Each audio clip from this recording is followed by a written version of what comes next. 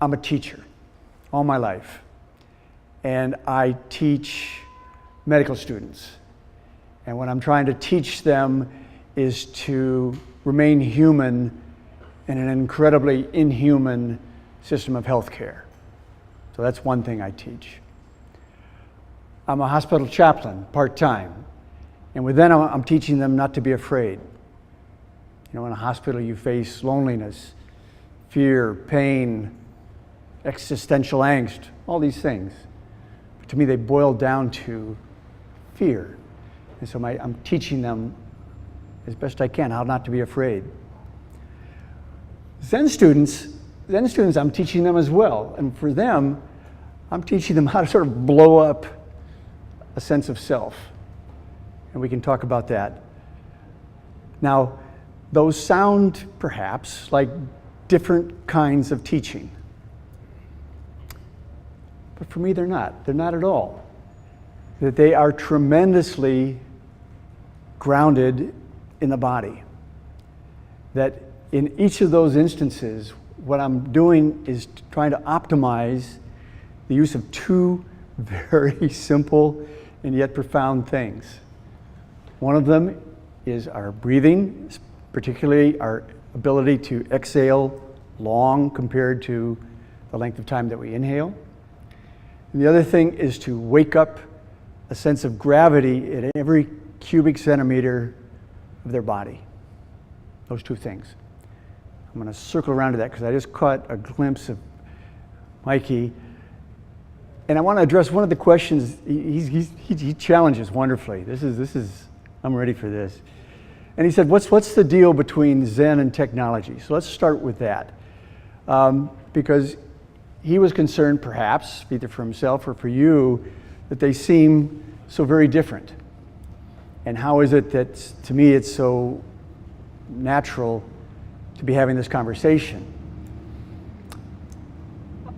You know, my PhD was in quantitative methods, you know, computer simulation, energy balance, climatology. I was working on some of the earliest models for melting in the Arctic Ocean. But I found it, in some ways, too simple compared to human behavior. Human behavior became more and more mystifying to me. And there was not going to be, you know, computer simulation of a lot of the things that I was most interested in. But at least I have that kind of respect for quantitative methods. But I think at a more primitive level, I look at technology and I say, well, there's three parts to it. There's a problem. There's something of concern. Okay? There's the methods that you have or would like to have or are searching for that you will use to address those problems. And then finally, you've got to have some kind of ability to figure out, is it working? You've applied your methods to the problems. How do you know if you're getting any kind of results? Now, I'd love to hear your version of that, but that's my version of technology. And that, to me, describes pretty precisely how I approach Zen training. The problem is our sense of duality, our sense of differences, splits between mind and body. The way we sort of hive off, there's self and other. Life and death. Those are problems. They're problems to be resolved. And I find Zen a very high-tech approach to resolving those three forms of duality. Now, I'll be talking a little bit about our methods, because we have methods. The methods began long ago. There's no electrodes involved. They've been refined over many, many centuries, you know, hundreds of thousands of individuals. There's a problem. They're so damn slow, and they're difficult. It's not an easy path. It's not going to resolve the world's problems. I'm not going to get enough people training in Zen to heal the damage that we feel all around us. That's frustrating for me. Our methods aren't good enough. I want to find better methods. As for how we detect whether our methods are working, here too in Zen, we've got sort of some fairly refined use of our senses that are the ones that sort of say, okay, has this achieved what I wanted it to achieve? It's highly sensory. My approach to Zen training is highly sensory. Okay, so that's the world of Zen training as technology. I see no difference between what Mikey's doing and what I'm doing if you accept sort of those three components to how we approach it. Mikey's asking, am I cheating the centuries of tradition that have gone into Zen training?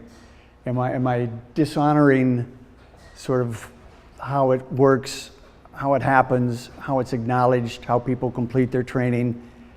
Am I giving them a shortcut? I mean, certainly the answer is no. But why no? I guess one form of it is that there's an artificiality, there's a dependency to everything we do. We are incredibly dependent on our identity. We're incredibly attached to a sense of self. This is how I function in the world. This is how I present myself. This is how I accomplish anything. We're really tightly wound inside what I call a sort of a bundle of habits. That's all we are. But it's very much of a dependency on something that's not real. So if I'm going to depend for a while on some technology, and I do want to talk about the group flow device, as long as I'm consciously dependent on it, I then have the ability to set it aside when it's no longer of use. And anybody who's done Zen teaching, oh man, it's hard to describe this. I don't think I've ever done this publicly, but that at some point with your students, as they develop, you're continually cutting the ground out from underneath them. They come to you with this profound insight.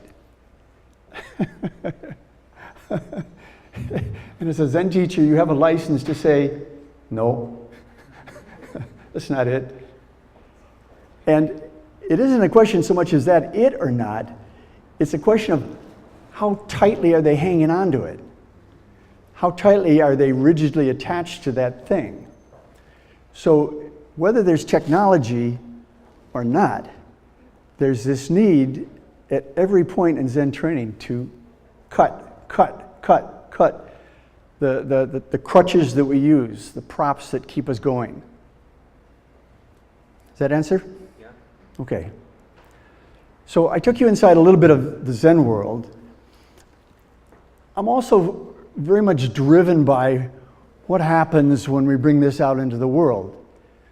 And I told you there's sort of this domain of medicine, there's this domain of chaplaincy, there's the domain of Zen. But I was thinking of one example with the Department of Surgery. And surgeons are, they got to be pretty physically healthy individuals. And I mean that across many dimensions. There's surgeries that last, let's say, 9 hours. I mean, certainly there's ones that last longer than that. But with any beginning surgeon, there's an expectation that they have the ability to stand, at the side of the patient, executing every ounce of their surgical training. Now, I would imagine, if that was your mom on the table, or your 5-year-old kid on the table, you got some pretty high expectations for what is the degree of alertness, the degree of openness, the degree of flow in that surgeon over the course of 9 hours. It's a very high stakes environment. So my first approach to this, they're standing, not few surgeons get to sit. So now how do they stand? How do they carry gravity through their body to the floor such that the more the gravity goes down, that there's a rebound effect that comes up through their body and lifts through the pelvis, through the neck, through the head, to the ceiling. I don't know where Kim went off to, but Kim was doing that wonderful example when we started off walking. And she was asking you to feel the ground beneath your feet, and she was asking you to feel something of the ceiling with your head.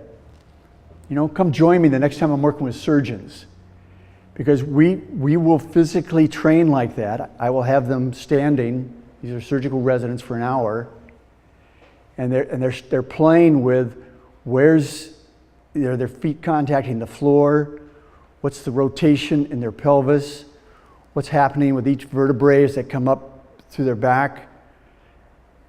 That's sort of the anatomical version of that. Now what's happening with their breathing? Oh, they start to figure out that the breathing is actually the secret to keeping this whole thing alive. That the longer they can make an exhalation, there's a certain way as your body relaxes and the exhalation comes out seemingly through the lower abdomen.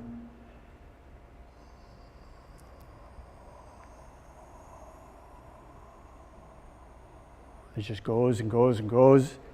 Your eyes come more open, your head comes up. The state of alertness increases. It's the quickest way to snap out of fatigue that I've ever seen. So maybe later we can discuss more of that kind of thing. But I'm describing what I consider sort of an extreme environment. That the kind of things I'm looking for, I want them working under extreme conditions, not just in the meditation hall. An example as a chaplain. I'm on night shift, community hospital. I'm there by myself as a chaplain. There's a page to the ER. There's a man who's come in with a heart attack. He's on the table. Medical team is doing all that they can do. But there's also about 8 family members sort of rimming the room. You know, my job as chaplain is to try to bring down the level of anxiety. Now, in the common ways of looking things, that's just sort of a kindness. Let's be kind to this family. They're anxious. Let's help them be less anxious. But I see it as being much different than that. I see it as being a life-saving atmosphere in the room that as the anxiety comes down, again, that flow state for the medical personnel who are working on that patient becomes augmented and all the stronger. So I'm working with the family members, but really what I'm addressing is the health of the patient on the table. So what do? I come in, I go up to each family member. I might shake their hand, I might not, it depends. And I work the room. But in each instance, as I walk, as I stand, again, I'm doing this very deep scan of how well I'm feeling gravity in my body. And I don't just mean in general, and I don't mean sort of a vague thing like, well, I'm feeling grounded or I'm feeling centered. That's way too diffuse a feeling. I want info on my shoulders. I want it on my elbows. I want it on my earlobes. I want it on my kneecaps. I want it on my belly. I want it on my rear end. I want full spectrum awareness of that gravity. Okay? I don't know why that is of particular significance. I can't address the physiology or the neurobiology of that. But that's the quality we call presence. That when you see something in a human being that you would consider to be present, that person was present. To me, that's quantifiable if we can address what's happening with gravity at every cubic centimeter in that body. Okay? That's one thing I'm doing. Another thing I'm doing is that I want to change the rate of breathing in the room. And my way of doing that is I'm doing a quick scan and I'm figuring out who's got the fastest rate of breathing, who's got the shallowest breathing. You can see it in their shoulders, you can see it in their chest. And once I've got that, I lock in. I match my breathing to their breathing. I'm not telling them that, I'm not giving them a signal. But I lock in, and once there's that, I call it a phase lock, then I can just start to slow my breathing down. And by slowing it down, what I'm slowing down particularly is the length of my exhalations. In my case, almost always the inhalation is always just a short inhalation. It's just a, and that's about it. After that, it's how long can I drive that exhalation. By catching the most anxious person in the room, or the person with the most fastest rate of breathing, as I slow her breathing down, at least in this case it was a patient's sister, it starts to entrain everybody else in the room. As we sort of sink down through everybody's pace of breathing, we come about to the same place. And when we've done that, now the room has less anxiety in it. And because it has less anxiety into it, there's more openness available to the medical personnel at work. So I'm unusual as a Buddhist. Buddhists, we kind of own the market on compassion, you know, especially Buddhist chaplains. It's like we get the compassion, you know, star when we show up. And it's funny, I don't use that language whatsoever. What I just am describing in the ER, that's not compassion. That is manual labor. It's physical work. I have worked hard to change the atmosphere in that room, to change how those family members are experiencing the setting, to change how the medical personnel are working. Okay? So that's another applied form. So how do I develop this? So I'm sitting on a meditation cushion, and I'm not moving for 45 minutes, and I'm doing, sort of in the simplest laboratory possible, those things that I described in the ER. That I am doing this searching with my exhalations. It's like a radar scan going through my body, trying to find out who's responding to gravity and who's not. Where's the black holes? Where's the numbness? Where's the places that have no awareness of gravity? Okay, that's one thing I'm doing. The other thing I'm doing is I'm trying to maximize this sense of lift. So as my body sinks down, I'm trying to get a lift to my head. And you can try this yourself. So if you have sort of your default posture, but as soon as you push that head toward the ceiling, almost 100% of you must be feeling an increased stretch in these muscles between your neck and your shoulder, right? You've brought awareness to tight muscles. And as that awareness hits, they start to relax. And as they start to relax, that helps drive your breath more and more. And you start to get more and more of this lift. So it's this meditation for me. It's not, that too is manual labor. It's not peaceful. It's not calming. There's times you sweat. There's certainly times you hurt. But what you're doing is this very demanding physical work to optimize how your breath, your exhalation, and your sense of gravity works. One last component of this. Here's the secret of the samurai. Okay, you ready for the secret of the samurai? Keeping your anal sphincter closed. Okay, we can talk about this more, but there's this phenomena that as all this stuff is coming down, you're emphasizing this deep relaxation, and it starts to feel like your center of gravity is actually below the floor, is how it comes. If you didn't have something to counteract that, you're going to lose muscle tone. And so instead you've got this very light tension to the anal sphincter that sort of responds back to that sense of gravity. And as that happens, now we get to what my friend and colleague Ken Kushner, who some of you may have heard in August when he came here, you get to the Japanese concept of hara, which is a sense of fullness that comes deep, below the belly button.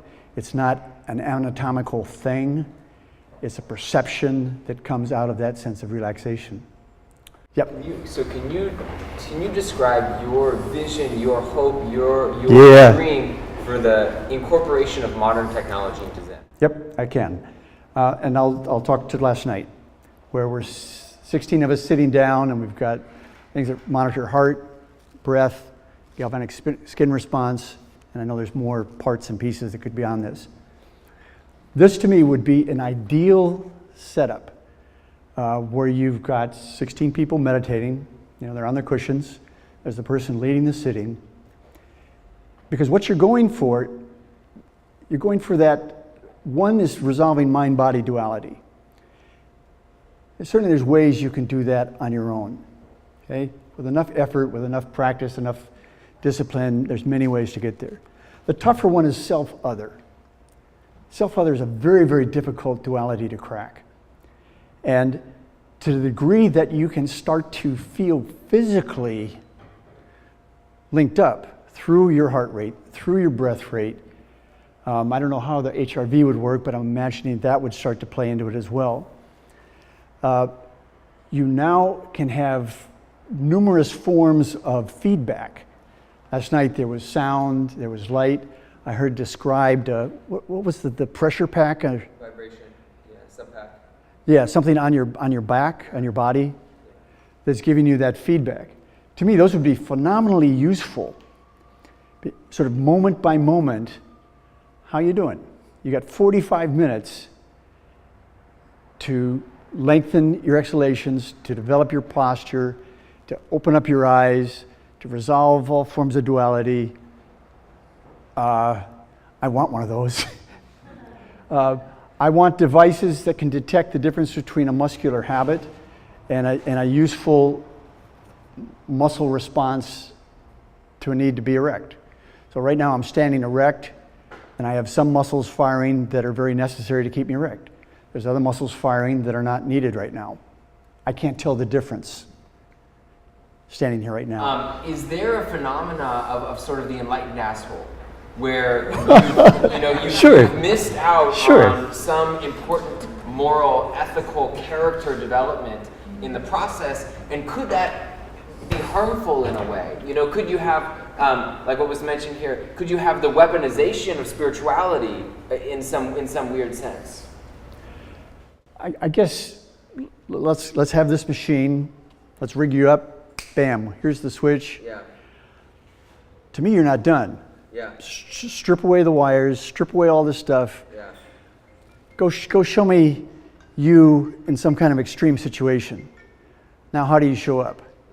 How well is that stuff? So what time gives us, the advantage of time, is it drives this stuff into the bones. So if I show up, my training shows up. I don't have to turn a switch. It's in the bones. And ultimately, that's the final check. Is it in the bones or not? So we need bone implants. Yeah.